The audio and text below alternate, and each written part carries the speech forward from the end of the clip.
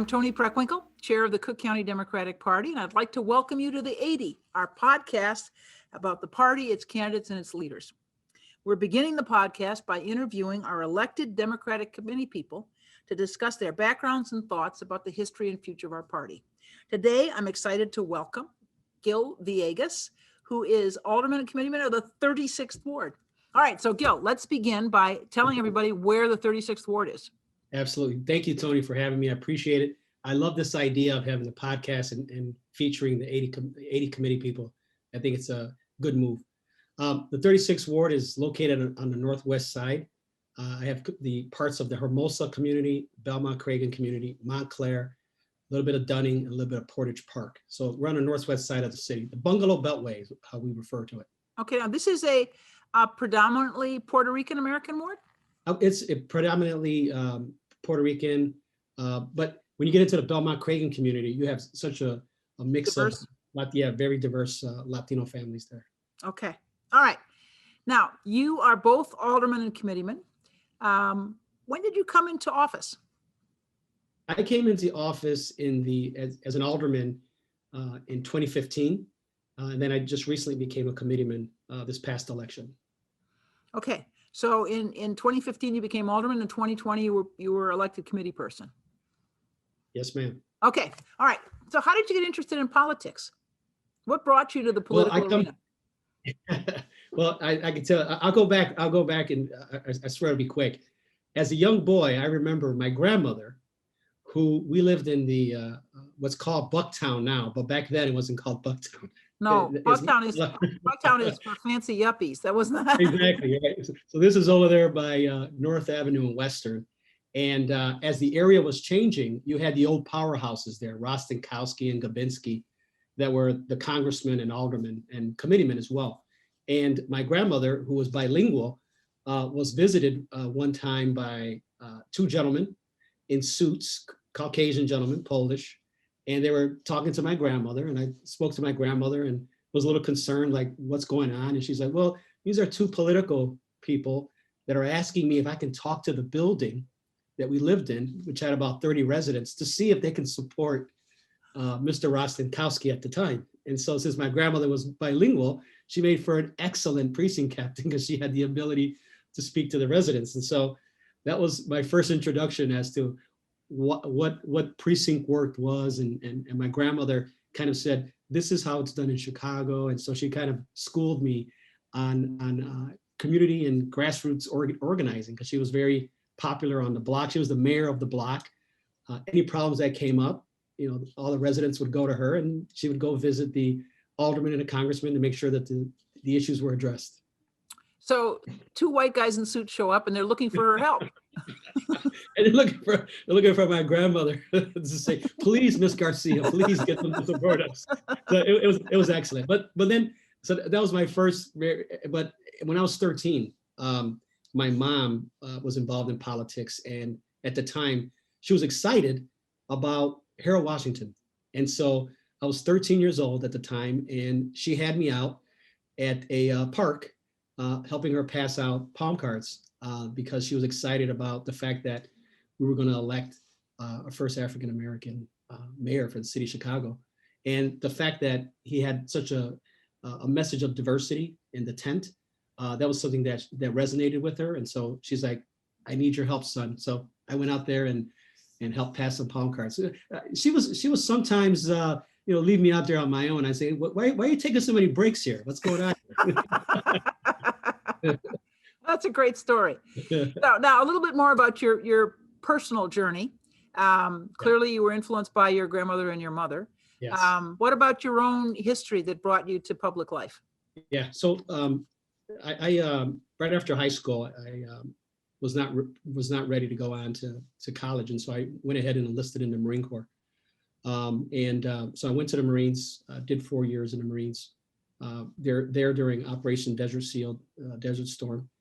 Came back, went to Northeastern Illinois on what's called the Illinois Veterans Grant. So I was eligible to have my tuition reimbursed by the state because I was a veteran.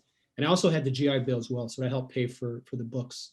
And then I, after finishing school, political science. I then worked for the Teamsters, and I was a union steward, and I was elected by my peers to represent them in negotiations. And so I always had an interest in public service. I just didn't know in what capacity.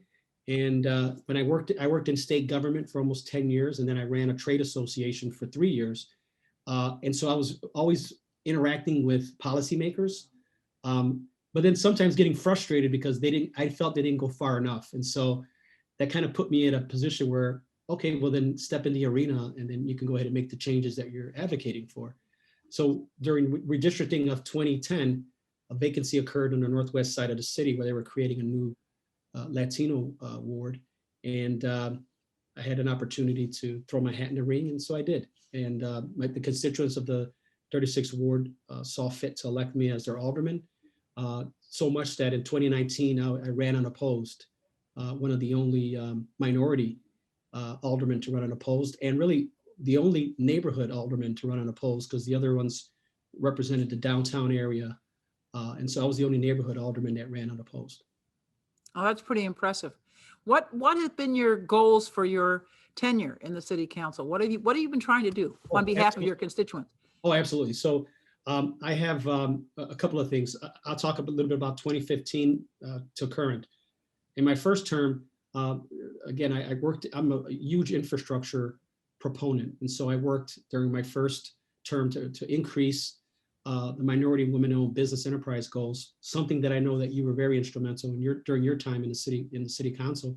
So I went ahead and got it raised to 26 and 6 on the construction side. And so 26 minority business enterprise, yes, 6 women business enterprise, right? Now I originally introduced 30 and 10, and obviously to push the envelope, but went ahead and settled. But now we're revisiting that during this term here as we're in the midst of a disparity study. Another thing that I worked on was making sure that as private development was occurring, that there would be the utilization of M&WBE firms on private projects. So as a result, I went ahead and introduced a resolution that would require that private development would use 66% minority on their contracts. And so the media came to me and said, "But that's nuts. What are you doing?" I said, "Well, they started at 0. So I figured we could meet somewhere in the middle." And so as a result, we ended up with 30% on private development. Oh, that's great. Yeah, it's a goal. And a lot of the developers have really, they want to meet that goal. They understand that it makes good business sense to be a partner with the city versus being adversarial to the city. So it's been great communications, and we've made some great strides in building capacity of MWBE firms. And I also took a look at looking at some of the policy side of things as well. So I introduced an ordinance to take a look at the implementation of a rulemaking committee from the legislative branch. So in Springfield, they have what's called JCAR, Joint Committee on Administrative Rules. But in Congress, they have another rulemaking committee from the legislative side. But in the city council, that system doesn't exist. As you know, a lot of times we give that authority of promulgating rules to the administration. Yeah, and it just doesn't come back to the legislative branch. So I'm real close to finally getting it passed. It's been, and one thing I've learned in government is that you have to be persistent and patient. and patient. Yeah, persistent and patient. And so that's what I'm working. I started in 2015 and up until 2019. Then now in my second term here, I am the chairman of the Economic Capital and Technology Committee. And my background is in the infrastructure capital arena. I used to be a deputy director at IGOT and the chief of staff at Capital Development Board. So I held executive positions within government. Those are state agencies. State agencies, correct. And I went ahead and passed the first capital bill in the city council for almost 20 years. So we were able to get that, go have some hearings on it, get it going, and then we ended up finally getting it passed 42-8. But the committee is economic, capital, and technology. And so that on the technology side, I quickly realized that I'm not a technology expert, but I know that surround myself with technology experts and that I can be as deadly as a consultant. And so what I did was went ahead and formed a working group. We have 15 technology CEOs, and they run the gamut, and senior VPs as well.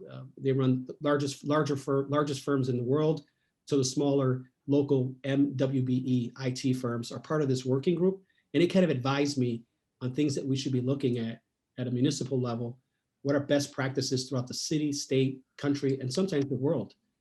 So the biggest, so with that working group, we went ahead and said, well, what are we going to do? We're going to meet quarterly, but what's our mission?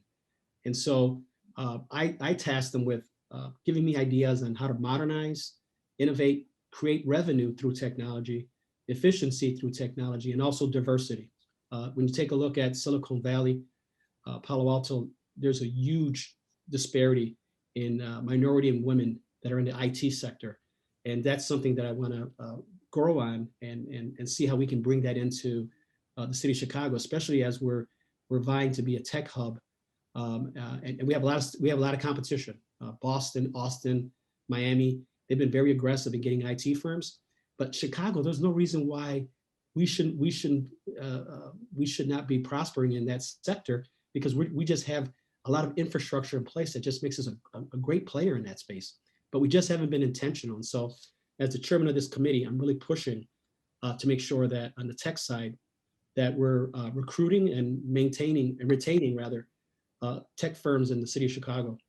You know, taking a look at having technology and reimagining how we deliver the city services is what I'm laser focused on, because it's going to make for a better interaction with the end user. But it also, there's an opportunity to create some savings. And there's nothing like a $1 billion deficit in 2022 that's looming as a great motivator to try to find ways to become more efficient. A lot of the, as you know, as the president of the Cook County, is that the budget has so many efficiencies and so many one-time fixes that you can do, and then you have to try to find some other efficiencies. And I think technology is the one that I'm looking at. And the reason for the RFI, the request for information, is because I've had companies reach out to me and say, we think we can save the city half a billion over 5 years by implementing this type of technology. And so that got me to thinking, if they're looking at this with just the public information that we have, what about if we allow them to look under the hood and kind of see how government works and say, this is the way we're doing this, this is why we're doing this. How would technology play a role in making it a lot more efficient, thus saving us some taxpayer money that we just cannot go back to the taxpayers anymore. We've got to figure a way to live within our means here. All right. Well, listen, you've clearly got a pretty robust tech agenda as chair of that committee in the city council. So that's a substantive area in which you're clearly interested. What other things are you interested, particularly at the national level, as we see a new Democratic administration? Yeah, I actually sit on 2 national boards. I actually sit on the Democratic Municipal Official Board, and I also sit on the National League of Cities Board, where I'm the vice chair of the Large City Council, which allows us an opportunity for Chicago to be on that national level to talk about best practices and also talk with our colleagues from different large cities. So those are organizations that allow local elected officials around the country to share best practices and ideas and innovative ideas. Absolutely, yeah. Great ideas and make the relationships and talk about best practices. So I'm excited about that. Obviously, with a new administration that's in there, one of the things that they've been focused on is putting an end to this pandemic. Unfortunately, the prior administration didn't take it seriously. You can tell night and day here. This administration comes in. Just yesterday or this week, the president talked about having enough vaccines for every American by May or June. That's awesome. I'm glad we have to get out of this, because this is devastating our everyday American lives, but it's also as policymakers, it's impacting our budgets to the point where we find ourselves in that position as to we want to open up in order to get the revenue, but we still got to make sure that we're doing it in a safe and following the science. Yeah. Well, listen, I'm very grateful that you were willing to take time to be with us for this podcast. Is there any advice you have for young people who might be interested in a career in politics or government as we close out? No, absolutely. Thank you for that question. As I stated earlier, I was 13 when I first was exposed to this. I would encourage the Democratic Party at the county level, state level, federal level, just to continue investing in social media and digital platforms, so that way we can reach that younger generation, get them involved, and explain to them that you get the government that you get it whether you vote for them or not. So you better get involved in the process if you want to see real change. And it starts at the grassroots level, which is at the committeeman or ward organization level, where we're trying to get people exposed and have them make a change at the local level.